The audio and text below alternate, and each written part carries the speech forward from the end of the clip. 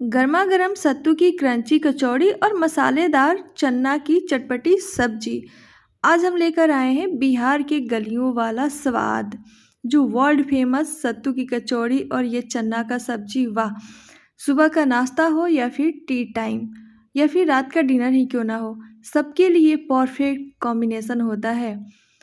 सत्तू का लिट्टी और सत्तू का कचौड़ी और साथ में ये चन्ना की भुनी मसालेदार, वो भी ग्रेवी वाली।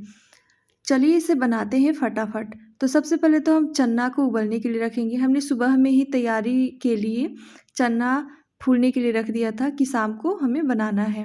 तो चना 2 से 3 घंटा में भी फूल जाता है गर्म पानी में रखा जाए तो। चना जब तक सीटी दे रहा है तब तक हम बाकी सारी तैयारियां कर लेते हैं। जैसे साथ में हमने 2-3 आलू भी उबाल लिया था और ये लहसुन छील लिया है, 1 प्याज जिसे हमें पेस्ट बना लेना है। साथ में अदरक भी हमने पीस दिया है और ये लाल मिर्च, तेज़पत्ता और जीरा का फ़ोरन डालेंगे। सरसों तेल में बनाएंगे तभी असली बिहार का स्वाद आएगा। वैसे हमें पर्सनली सरसों तेल वाला ही स्वाद पसंद आता है। सरसों तेल में हम ये सारे फ़ोरन डालेंगे जो हमने इकट्ठा करके रखी थी। उसके बाद 1 प्याज स्लाइस कटी हुई डालेंगे और इसे भूनेंगे गोल्डन होने तक। तो फटाफट जल्दी-जल्दी, ये बहुत जल्दी बनता है, एक बार ट्राई करें और फीडबैक हमारे साथ शेयर करिएगा। तो ये वाला जो है ना, मैं कुकर में बनाती हूँ ताकि जल्दी बन जाए। यदि चना उबली हो तब भी, ना उबली हो तब भी, कुकर में बनाने से ज़्यादा टेस्टी बनता है, मुझे ऐसा लगता है। जब प्याज गोल्डन हो जाए ना तो हम पीसी हुई पेस्ट जो है अदरक, लहसुन और प्याज की, वो हम ऐड करेंगे और इसे भूनेंगे फिर से 2-3 मिनट के लिए।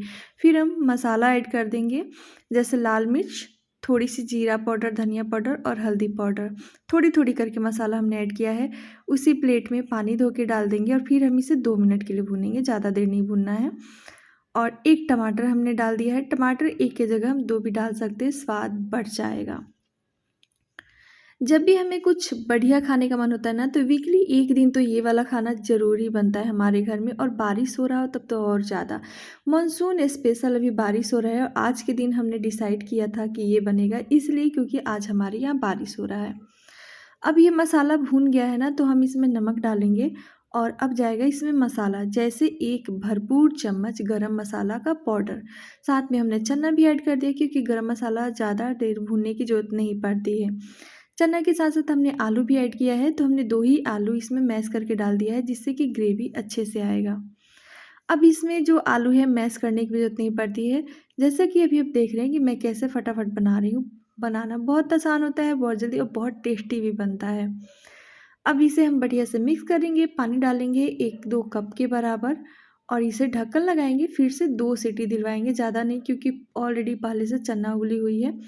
अब हम सत्तू की तैयारी करते हैं जब तक चना सीटी देगा। अब सत्तू के लिए हमने लहसुन, अदरक, हरी मिर्च को ग्राइंड कर लेना है। तो इसको ना हमें दरदरा रखना है। यदि हम मिक्सी जार में नहीं करते हैं ना, तो चॉपर से कर लेंगे तो और भी अच्छा रहेगा। तो मैं मिक्सी जार में फटाफट जल्दी के लिए कर रही हूँ। और अब हमने लिया है बिहारी सत्तू। तो ये जो बिहारी सत्तू है ना, इसका भी स्वाद बहुत बढ़िया होता है, हम ज़्यादा इसी को यूज करते हैं। तो हमने लिया है इसमें लगभग 100 ग्राम के बराबर सत्तू। उसमें एक बड़े साइज़ के प्याज को बारीक बारीक कट करके डाल दिया है। फिर हमने ये जो कुटी हुई मसाला है ना, उसे हमने ऐड कर दिया है। ये बहुत इम्पोर्टेंट है, हरी मिर्च, अदरक, लहसुन, ये इससे ना बहुत बढ़िया स्वाद आता है। तो इस तरह से हम करके डालते हैं ना, तो और फिर 1 चम्मच हमने यहाँ पे भड़ुआ मिर्च वाला अचार डाला है, जिसकी रेसिपी ऑलरेडी हमारे प्रोफाइल पे होगी, आप देखना चाहोगे तो देख सकते हो। फिर हमने थोड़ी सी अजवाइन और मंगरेल डाली है और यहाँ जाएगा 1 नींबू का रस। अचार का मसाला ना हो ना ये वाला भड़ुआ मिर्च वाला, तो हम आम का अचार भी डाल सकते हैं, इससे स्वाद एकदम हाई लेवल का आता है, मतलब सुपर टेस्टी बनता है अचार का मसाला डालने से। और बिहार का स्पेशल स्वाद तो यही है कि अचार डाल दीजिए ना, तो सच में मेरे मुंह में तो पानी आ रहा है, मैं वीडियो शूट कर रही हूँ तब भी। और अब इसमें जाएगा नमक स्वाद के अनुसार, सरसों तेल तो ज़रूर ही जाएगा। अब हम इसे बढ़िया से मिक्स करेंगे, हाथों से रगड़ रगड़ के मिक्स करेंगे। और यदि बहुत ज़्यादा ड्राई लगे ना तो थोड़ी सी चुटकी भर पानी डाल देंगे, 1-2 चम्मच के बराबर, और फिर हम इसे मैश करके हमारा मसाला बना के तैयार कर लेंगे। तो अभी ये स्टफिंग, सत्तू की स्टफिंग बन के तैयार है। अब हम आटा गूँथ लेते हैं। तो आटा हम नॉर्मली जैसे रोटी के लिए गूँथते हैं ना, वैसे ही गूँथना है, ज़्यादा मेहनत करने की ज़रूरत नहीं पड़ती है। हाँ, ये ध्यान रखना है कि थोड़ी-सी हार्ड आटा होनी चाहिए।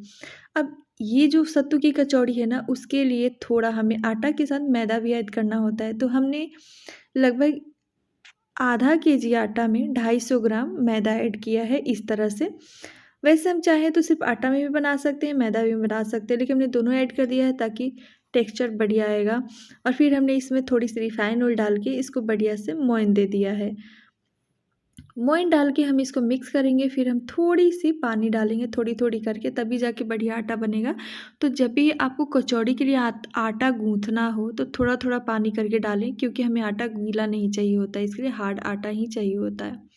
तो अब ये जो डो है वो बन के तैयार है, और अब हम इसे छोटे छोटे लोई बना लेंगे, क्योंकि हमें जो कचौड़ियाँ बनानी है ना, छोटी वाली ही बनानी है। वो ज़्यादा अच्छा लगता है, देखने में भी, खाने में मज़ा आ जाता है। तो आटा हम थोड़ी से 10 मिनट के लिए रेस्ट देते हैं, तब तक हम चना देख लेते हैं। तो हमारा जो चना है वो सीटी दे चुका है, हमने इसका गैस भी निकाल दिया है अंदर का। और फिर अब ये इसमें जो आलू था ना, उसे हमने बार बार चला के मिक्स करके मैश कर दिया है। और अब ये फाइनल देख सकते हैं, हमारा जो ग्रेवी वाला चना का सब्ज़ी है बन के तैयार है। और अब हम कचौड़ी बना लेते हैं। तो फिर से हमने आटा को बढ़िया से मिला दिया है, छोटे-छोटे लोई काट लिया है, और अब हम इसे स्टफिंग भर देंगे। तो एक लोई में हमने 1 चम्मच के बराबर सत्तू डाला है, और फिर जैसे हम बाकी कचौड़ियाँ बनाते हैं वैसे इसको भी बना लेंगे, लेकिन हम इसे बेलेंगे नहीं, हाथों पे इसको दबा देंगे। हाथ से जब बीच में रख के तलहटी पे दबाएँगे ना, तो ये बहुत ही बढ़िया फूली-फूली कचौड़ी बनती है इस तरह से।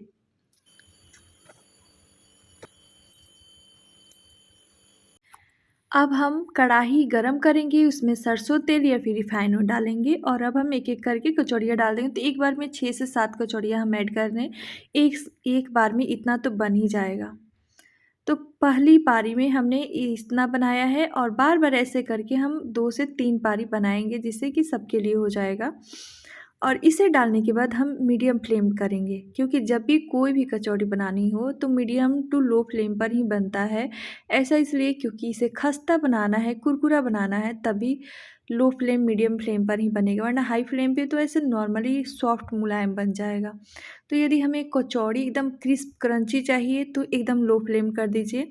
तो जब तेल बढ़िया से गर्म हो गया था, हमने थोड़ा टेम्परेचर कम करके लास्ट में हमने मीडियम टू लो किया था। ना ही लो था, ना ही मीडियम था, और फिर इसको छोड़ दिया था। तो अभी आप देख सकते हैं कैसे फूली-फूली कचौड़ी बन रही है, और अभी भी ये हुआ नहीं है। अभी भी हम थोड़ी देर के लिए 2 से 3 मिनट के लिए इसको कुक करेंगे, फ्राई करेंगे, और अब ये कचौड़ी जो है वो बन के तैयार है, अभी आप देख सकते हैं। इस कचौड़ी को ना हमें ट्रैवलिंग में जाना हो तभी बना सकते हैं, या फिर बना के रख लेना तो 2 दिन के लिए, 3 दिन के लिए तो आराम से टी टाइम के लिए भी हो जाएगा। शाम को हल्का जो भूख होता है ना, तो वो भी अच्छा होता है। और यदि गेस्ट आते हैं और स्पेशल कुछ खिलाना हो, उन्हें खुश करना हो, तो ये कचौड़ी और चना की सब्ज़ी ट्राई करें, सच में वो खुश होके ही जाएँगे। और अब ये दूसरी पारी में सेम प्रोसेस से हम बना लेंगे, और हमारा जो कचौड़ी सत्तू की और चना की सब्ज़ी जो है वो बन के टोटली तैयार है। अब हम चलते इसे सर्व करते हैं, और मैं यहाँ पे दिखा देती हूँ कि किस तरह से एकदम फूली-फूली कचौड़ी हुई है, बिल्कुल भी टूट नहीं रही है। और जब हमने इसे तोड़ा तो एकदम क्रंचीनेस क्रिस्पी हुआ है ये। खाने में तो मज़ा आ गया। तो चलिए अब हम इसे खाना खाने जाते हैं। मतलब रात के डिनर में हमने इसे बनाया है, सुबह में भी बना सकते हैं, या फिर बच्चों को टिफ़िन बॉक्स में बना के दे सकते हैं, या फिर बना के रख सकते हैं ट्रैवलिंग के लिए। इसके साथ हमने मिर्च और ये नींबू वाले प्याज हमने दिया है, और अब मैं इसे देने जा रही हूँ मेरे हस्बैंड और बेटे को। थैंक यू देखने के लिए।